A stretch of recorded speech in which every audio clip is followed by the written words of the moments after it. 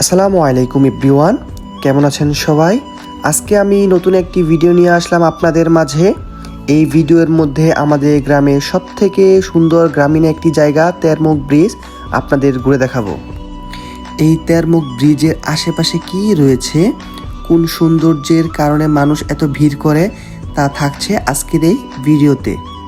ঢাকার উত্তরার অধরে অবস্থিত অসাধারণ গ্রামীণ একটি জনপদ এই তেরমুখ ব্রিজ।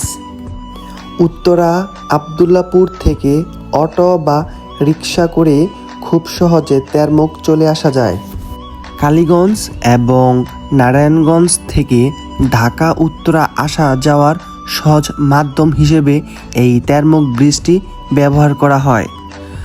নদী, আকাশ, গ্রামীণ পরিবেশ আর সবুজের অপূর্ব মেলা এই তেরমুখ ব্রিজ।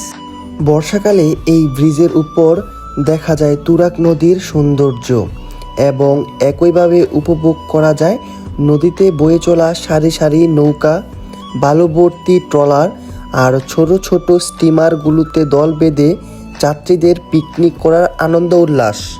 ঢাকার যান্ত্রিক জীবন আর ব্যস্ততম শহরে কতই না ব্যস্ত থাকি আমরা, তবে এই ব্যস্ততার মধ্যে একদিনেই ঘুরে আসতে পারবেন ঢাকার মধ্যেই মনোরম পরিবেশে অবস্থিত তেরমুখ ব্রিজ থেকে।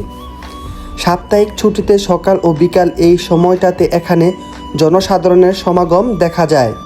একটি ছোট ডে ট্রিপ কিংবা একবেলা আউটিংয়ের জন্য একদম আদর্শ একটি জায়গা। তবে বর্ষাকালে এই ব্রিজে তুলনামূলকভাবে লোকজনের আনাগোনা একটু বেশি দেখা যায়, কারণ এই সময় তুরাগ নদীতে ভরপুর পানি থাকে, যার ফলে আসল সৌন্দর্য উপভোগ করা যায়। গ্রামীণ পরিবেশে বৃষ্টি থাকায় সকাল ও বিকাল এই সময়টাতে ব্রিজের আশেপাশে গ্রামের তরতাজা শাকসবজি এবং খাঁটি গরুর দুধ পাওয়া যায়।